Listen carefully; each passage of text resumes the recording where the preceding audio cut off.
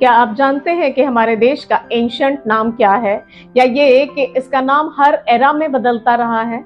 3000 BC में हमारे देश को मेलुहा कहते थे। ऐसा मानते हैं कि मेलुहा साउथ इंडिया के द्रविडियन शब्द मेलअकम से निकला है, जिसका मतलब होता है हाईलैंड कंट्री।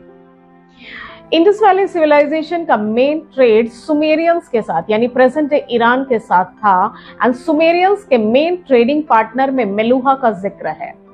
अपार्ट कुछ एक्सपर्ट ये मानते हैं कि मेलुहा वर्ड मल्लाह शब्द से निकला है, जिसका मतलब होता है नाविक, और क्योंकि उन दिनों ट्रेड मेनली नाव के थ्रू होता था, इसलिए हमारे देश को मेलुहा कहते थे। तो मेलुहा से हम आर्यवर्त कब कहलाए और कैसे कहलाए? जब आर्यंस हमारे देश में आए तो इसे आर्यवर्त कहा गया। आर्यवर्त का मतलब है आर्यों के रहने का स्थान। इसका जिक्र मनुस्मृति में मिलता है कि वो देश, वो स्टेट जो ईस्ट में समुद्र तक है और वेस्ट में भी समुद्र तक है, नॉर्थ में हिमालय और साउथ में विंध्याचल तक है, उसको आर्यवर्त कहते हैं। वाल्मीकि रामायण में श्री रामचंद्र जी को आर्यपुत्र भी कहा गया है।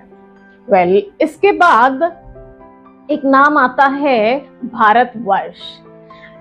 इंडियन मिथोलॉजिकल टेक्स्ट में मेंशन्ड राजा दुष्यंत एवं उनकी पत्नी शकुंतला के पुत्र हुए भरत, जिन्होंने बहुत बड़ा साम्राज्य स्थापित किया और वो चक्रवर्ती महाराज हुए थे, तो उनके नाम पर भारतवर्ष का नाम पड़ा।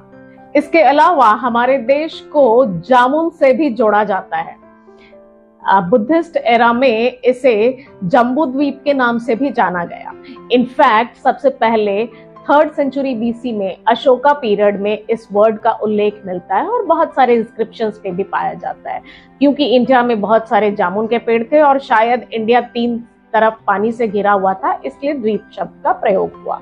तो इस प्रकार एंशिएंट इंडिया में भारत के मेलुहा, आर्यवर्त, भारतवर्ष एवं जम्बूद्वीप नाम थे।